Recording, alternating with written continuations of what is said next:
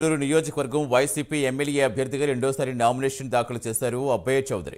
కొండలరావు పాలెం ఇంటి నుంచి బయలుదేరిన అబ్బయ్య రాట్నాలకుంట అమ్మవారి దేవస్థానంలో పూజలు చేశారు. నామినేషన్ పత్రాలు అమ్మవారి పాదాల చెంత ఉంచి పూజలు చేశారు. అనంతరం కార్యకర్తలు అభిమానులతో కలిసి బైక్, ట్రాక్టర్, కార్లతో ర్యాలీ జరిపారు. ర్యాలీలో అడుగడుగున జనం అబ్బయ్య చౌదరికి నీరాజనం పలికారు. నామినేషన్ అనంతరం మీడియాతో మాట్లాడారు.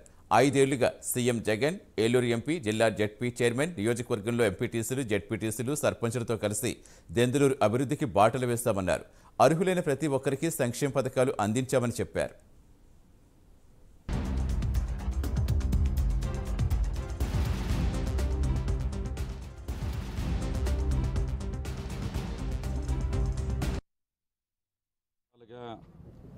మీ అందరి ఈ నియోజకవర్గ ప్రజలందరి యొక్క ఆశీర్వాదం, ముఖ్యమంత్రి గారి దీవెనలతో నేను కానీ, మా ఎంపీ గారు కానీ, మా జెడ్పీ చైర్మన్ గారు కానీ, మా ఎంపీపీలు కానీ, జెడ్పీటీసీలు కానీ, సర్పంచులు కానీ, మా నాయకులు కానీ అందరూ కూడా ఒకే ఒక లక్ష్యంతో పనిచేశారు.